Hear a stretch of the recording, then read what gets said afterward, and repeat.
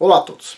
Este vídeo aqui é continuação do último vídeo da segunda-feira, onde a gente está falando sobre a Torre de Babel. Então é uma continuação. A gente vai continuar falando sobre este livro aqui, A Conspiração do Gênesis 6, e é uma continuação do que a gente já falou, Torre de Babel. Então vamos lá. Antes de a gente começar, estou fazendo esse mês a divulgação do curso Gerenciamento de Novos Negócios. Quem tiver interesse, link abaixo. E esse curso é interessante, tem algumas coisas em comum com outros cursos aqui, que eu vou fazer um comentário rápido. Bom, quem tiver interesse em vários cursos do canal aqui, tem a área de membros, custa $7 por mês, você acessa todos os cursos. E neste mês eu estou colocando 3 cursos, a Arte da Imperfeição, Gerenciamento de Novos Negócios e Aprenda a Vencer a Timidez na Udemy. Para quem tem interesse em pagar com boleto, etc. Tal. O pessoal reclama às vezes que na outra plataforma não tem essa facilidade, na Udemy tem. E assim, neste curso aqui, a Arte da Imperfeição, e neste curso aqui, Gerenciamento de Novos Negócios, tem uma coisa em comum, que é isto aqui, ó, esse livro aqui, muito interessante. Esse livro eu indiquei aqui no Gerenciamento de Novos Negócios, o livro chama Blink, A Decisão num Piscar de Olhos. O que é uma decisão num piscar de olhos? Certo? O que é isso? Como os empresários eles tomam decisões assim, ó, rápido? Ele toma a decisão, o empresário, com todas as informações em mãos ou com o suficiente? Adivinha? Sabe aquela história do pensar demais atrapalha? Pois é isso aqui é uma das coisas discutidas nesses 2 cursos aqui, Arte da Imperfeição e neste aqui, Gerenciamento de Novos Negócios. Pensar demais atrapalha, ok? Tem muitos casos, a maioria dos empresários diz a mesma coisa, ou seja, se você demorar demais para tomar uma decisão, você vai ter informação demais. Se você souber muita coisa, você vai acabar tomando decisões ruins. Você tem que saber uma quantidade suficiente de informação, mas não demais. O exagero te faz também tomar decisão ruim. Ter pouca informação, nenhuma informação, e ter muita informação é quase a mesma coisa. Você tem que ter uma medida. Você tem que ter uma decisão mais rápida. Só um exemplo rápido aqui, que eu já falei nesses cursos, vou falar aqui para vocês, que é o seguinte. Por exemplo, você tem uma rocha, ok? Uma rocha. E nessa rocha você tem um volume de informação na sua mão, bem pesada. 3 quilos, ok? Beleza. Aí você quer saber um pouco sobre essa rocha, tá? Quando você está com ela em mãos, ela te traz alguma informação, mas não te traz muita informação. Quando agora você vai lá e tira uma fatia bem fina de rocha, muito fina, bem lisa, você agora consegue fazer uma lâmina de microscópio. Você consegue colocar através de um microscópio com várias luzes polarizadas, etc. Tal, e você consegue identificar minerais lá dentro. Você consegue identificar várias coisas. Então, veja bem, em alguns momentos, você ter uma fatia fina de informação, ela pode ser mais relevante do que o volume inteiro. O que adianta eu ter uma tonelada de rocha aqui na mão e eu ficar olhando sempre a mesma face dela, o que está em volta? Como é que eu vou ver lá dentro? Como é que eu vou ver a estrutura? Às vezes eu preciso de uma fatia fina. Então assim, nesses 2 cursos eu explico por que a gente tem que ter uma ponderação. Nem muita informação e nem muito pouca informação. Você tem que ter uma ponderação, mas em geral a gente tem que tomar decisões rápidas. Por quê? Porque quando a gente está sujeito a um ambiente de alto risco, como é, por exemplo, novos negócios, startups, tem muito risco, o que você vai ter que fazer? Você vai ter que tentar muitas coisas diferentes para uma dar certo. Se você ficar investindo todo o seu tempo em uma coisa, em uma decisão, se essa decisão der errado, você está com um problema. Agora, se você tiver várias pequenas decisões, certo? E uma parte delas, ok, foram boas decisões, e outras não tão boas, você ainda assim está na vantagem, porque você está com velocidade, ok? Um dos itens que a gente precisa ter quando a gente vai começar qualquer coisa nova é velocidade. E quando a gente quer ser perfeito, fazer tudo perfeitinho, a gente não tem velocidade. E quando a gente está abrindo um novo negócio, se a gente quiser fazer tudo perfeitinho, tudo direitinho, etc. Tal, você perde velocidade, você precisa de alguma velocidade. E lembre-se, esses cursos aqui na área de negócios, eles são voltados ao quê? As pessoas ganharem seu recurso financeiro nesse período que todo mundo está querendo ir para o campo, todo mundo está querendo fazer coisas que requerem algum recurso, certo? Então assim, a gente precisa entender o senso de urgência, certo? Velocidade, senso de urgência. Isso eu falo em outros cursos, a questão do senso de urgência, por exemplo aqui, Esse curso aqui também fala sobre venda de serviços de alto valor, a questão do senso de urgência, mas fica mais assim nítido nessa parte aqui, arte da imperfeição para o crescimento pessoal e profissional e gerenciamento de novos negócios. Quem tiver interesse, está na Udemy durante mais um dia, se eu não me engano, esses 3 cursos aqui. Pois bem, dito isso, vamos lá. Torre de Babel, continuando aqui.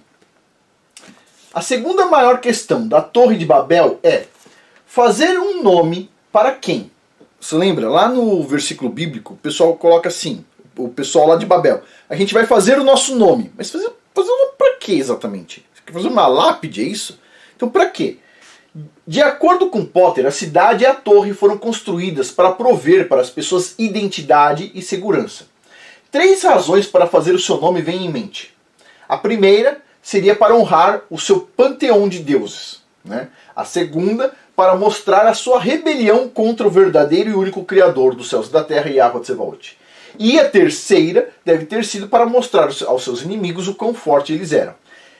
O autor, especificamente, ele diz o seguinte, que ele acha que eles fizeram isso por todas essas razões. Mas quem eram os inimigos deles? Tinham inimigos? Quem eram os inimigos? Pois bem, algumas teorias dizem que os filhos de Noé temiam algum tipo de humanoide e por isso desceram juntos para a planície e não queriam se separar. Por isso se uniram debaixo da tirania de Nimrod, construindo uma cidade e uma torre para a sua proteção. Será que eles temiam os Néfilins? Uma pergunta que ele levanta aqui no livro, certo? Joséfos nos traz alguns registros bizarros sobre o porquê Nimrod mandou construir a torre. Joséfos o historiador, isso aparece em todas aqui no livro, né? Joséfos articulou duas razões. A primeira, em caso de ocorrer outro dilúvio. Bom, essa torre era bem mais alta do que as pessoas imaginam, certo? A gente tem algumas figuras, algumas ilustrações, mas ela era bem alta.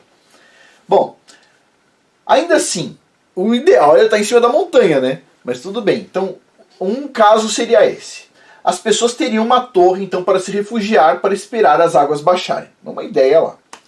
A segunda razão, segundo Joséfos, era construir uma torre tão alta que permitiria a Nimrod escalar até os céus em uma tentativa de lutar contra o Criador. Tipo assim, birutão, cara. É claro que ele sabia da aliança do arco-íris que Yahweh disse que nunca mais iria destruir a humanidade pelo dilúvio. Mas Nimrod tinha uma super reação inflamada e era blasfemo. E na opinião do autor, o grande zigurate era um símbolo de sua rebelião. Ele deve ter feito grandes discursos para deixar as pessoas fervorosas, a ponto de mostrar sua rebelião abertamente. Nimrod deve ter sido o homem mais arrogante que já viveu e que há de viver nessa terra, segundo o autor. Joséfos diz ainda que Nimrod queria se vingar pela destruição de seus ancestrais. É provável que Nimrod tenha simpatizado com os Néfilins e seus seguidores, quando se considera o tipo de governo que Nimrod impôs, né? Com o modelo de Giburim e Néfilim. Embora o autor aqui ele diga que Giburim não significa que Nimrod era um Néfilim especificamente, a gente vai ver que ele meio que daqui a pouco já vai voltar um pouco atrás. Vamos continuar aqui, ó. Ao lado da rebelião mística e pagã de Hermes, que Nimrod então impôs a religião mística e pagã de Hermes que Nimrod impôs ao povo do Shinar. Por isso o autor conclui que Nimrod estava lamentando por seus semideuses caídos e idolatrados e pelos descendentes de Caim, não por sua própria linhagem, datando de Sete especificamente. As novas doutrinas incluíam as promessas de uma iluminação renovada. Os antigos conhecimentos e crenças de Atlantes e de todo o mundo prediluviano, o ocultismo, a idolatria, os rituais secretos e as sociedades secretas. Mas, como os seguidores de Nimrod devem ter feito, nem todo o povo de Shinar, se converteria e adoraria o panteão de deuses. É óbvio, não dá para convencer todo mundo, certo? Nem todas as pessoas eram crédulas o suficientes para rebelar abertamente contra o Criador Yahweh. É lógico, nem todo mundo era bobo, né? Alguns, e mais provavelmente muitos, na verdade, se mantiveram fiéis a Yahweh e aos seus caminhos justos, rejeitando a nova doutrina Néfilim introduzida por Nimrod. Para que a rebelião pós-diluviana fosse totalmente consolidada e, em última análise, fosse bem sucedida, era necessário mais do que a arte da persuasão enganosa. foi quando Nimrod usurpou o controle absoluto de todos os corpos governantes no primeiro golpe de Estado da era pós-diluviana. Nimrod tornou-se um Gibborim, uma potestade como os Néfilins. De acordo com Josefos, Nimrod mudou a natureza do governo para uma tirania sob sua ditadura brutal e maligna, assim como uma potestade perversa faria, e ainda mais importante, assim como um Néfilin perverso faria também. Por meio do poder brutal e corrupto de seu governo, Nimrod impôs sua vontade e religião patrocinada pelo Estado ao povo do Shinar. Por meio da força bruta e do medo, Nimrod foi bem sucedido em implementar sua religião rebelde e herética na maioria das pessoas da época. E aí aparece uma das imagens que o pessoal faz do Nimrod, certo? É lógico que ele está de chapéu, a gente já sabe por que ele usa chapéu. E, parece que o cara se acha, né, meu? Continuando aqui. E aqueles que não seguiram os novos caminhos foram insensivelmente removidos, provavelmente através da morte, certo? Pois bem, dos chamados iluminados, prenunciando o grande genocídio do tempo do fim que será travado, primeiro pela religião da Babilônia, como a gente pode ver em Apocalipse, capítulo 7, versículos de 1 a 17, Apocalipse, capítulo 18, versículo 24 e capítulo 19, versículo 2. E também, então, depois da religião, pelo anticristo, está lá em Apocalipse, capítulo 13, versículos de 5 a 18. Nimrod até poderia ter sido um Néfilin. Olha só que ele coloca aqui. Até poderia ter sido um Néfilin. O povo do Shinar até bebia sangue, exatamente como os Néfilins faziam. Com certeza isso não era coincidência. Nimrod modelou sua sociedade como um império, como os impérios Néfilins pré-diluvianos. Mas qualquer que seja o caso, está claro que ele idolatrou os gigantes especificamente. Então vamos lá, a questão aqui do Nimrod. Pode ser que ele tenha alguma coisa com os Néfilins, ou a visão inicial do autor, que eu concordo até, é o seguinte: ele realmente, como o pessoal colocou aí, foi o primeiro cara a fazer marketing pessoal, né? Tipo assim, agora ele era um Néfilin, etc, tal, poderoso, semideus ou deus, o que ele queria lá. Pra mim, isso aí o que ele fez foi marketing. Mas continuando aqui. Pontos que evidenciam que Nimrod coexistiu com os Néfilins é que Nimrod guerreou com regularidade, ganhando o seu status heróico e estabelecendo as suas credenciais ditatoriais. E outra conclusão é que o povo do Shinar temia ser varrido da face da terra pelas mãos dos Néfilins e não serem mais lembrados. Ou seja, eles iam ser varridos pelos Néfilins, então é sinal de que eles estavam por ali. Deste modo, podemos concluir que o povo do Shinar construiu a Torre de Babel como um sinal de aviso para os Néfilins de sua capacidade. Também podemos especular que foi através dos Néfilins pós-diluvianos que Nimrod recebeu ou roubou o conhecimento ilícito pré-diluviano, completo com todas as ciências e religiões pré-diluvianas. Vamos adicionar isso às lendas transatlânticas da América do Sul e Central sobre a Torre de Babel, pois elas falam que Nimrod coexistiu com os gigantes. Outras lendas. As lendas astecas falam de um zigurate conhecido como Teotihuacan, sendo construído por gigantes e transformando homens em deuses. Outra lenda asteca diz que o famoso zigurate foi construído por um homem gigantesco, que resultou na dispersão da humanidade.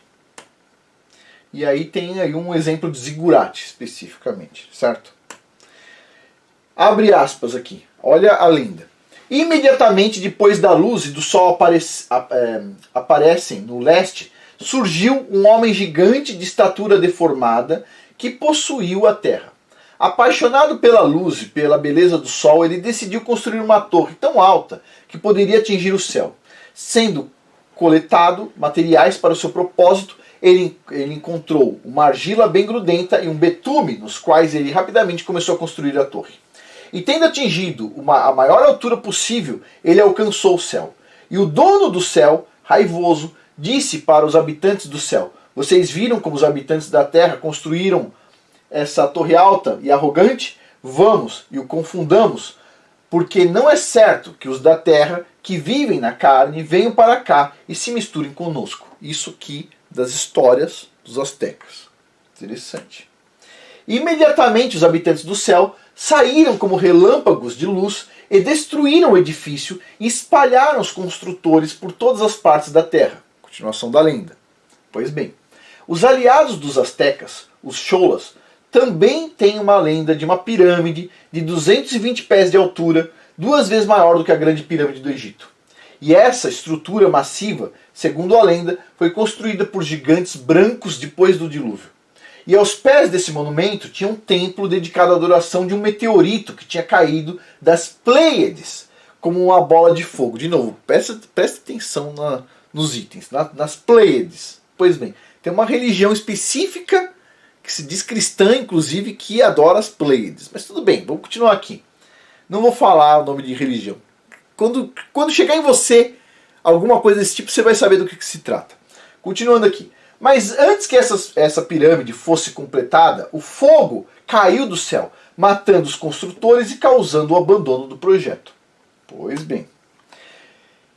O autor diz: eu não consigo imaginar versões mais próximas que a história bíblica, mas é somente nessas versões americanas, das Américas, que nós somos forçados a considerar que pode ter ocorrido uma parceria dos Néfilins com Nimrod. Será que os Néfilins foram parceiros no projeto da Torre de Babel? Ou foi somente os gigantes deformados que foram escravizados por Nimrod para construir o zigurate? Lendas armênias dão suporte a essa teoria. Outras lendas, vamos ver. Foi registrado nelas que Nimrod atraiu os gigantes para construir uma montanha como a Torre de Babel, assim como as lendas astecas. Outras tradições mesopotâmias dizem que Babel era o centro das atividades Anunnaki e que tinha um templo dedicado às estrelas de Pleiades.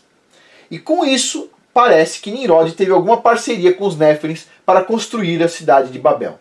Se essas lendas armênias e astecas estão certas, Nimrod teve que subjugar alguns dos gigantes para trabalhar junto com os humanos.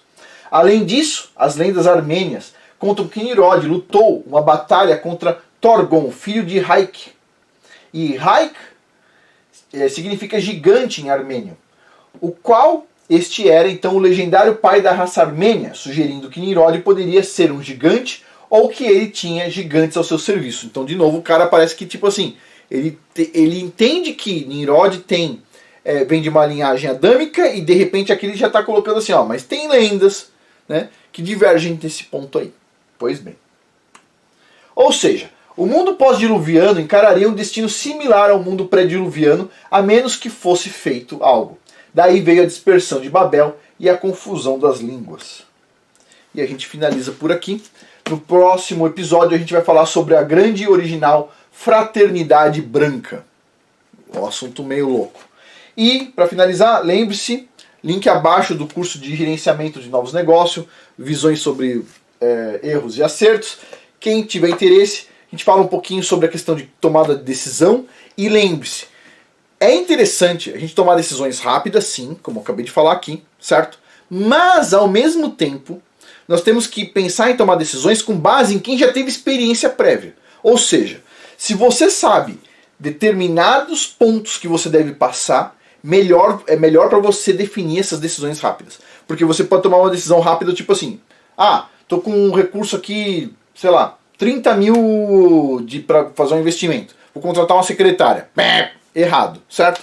Se você não entender que tem itens que são importantes, tem itens que não são importantes, tem itens que dá para remediar.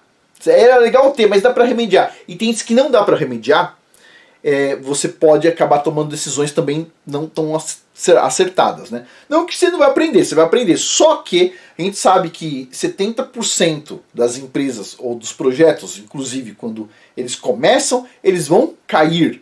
E assim, aprender com erro, você só vai aprender que você não deve fazer daquele jeito. Mas você precisa acertar algumas vezes para você aprender com acerto também, certo? Então é isso que a gente está falando um pouco aqui nesse curso. E quem tiver interesse nos cursos Arte da Imperfeição, Gerenciamento de Novos Negócios e Aprenda a Vencer Timidez, tá lá o desconto na Udemy. Dá para pagar com boleto e vários tipos de cartão, etc. Quem tiver interesse na área de membros, custa $7 por mês, está em dólar, certo?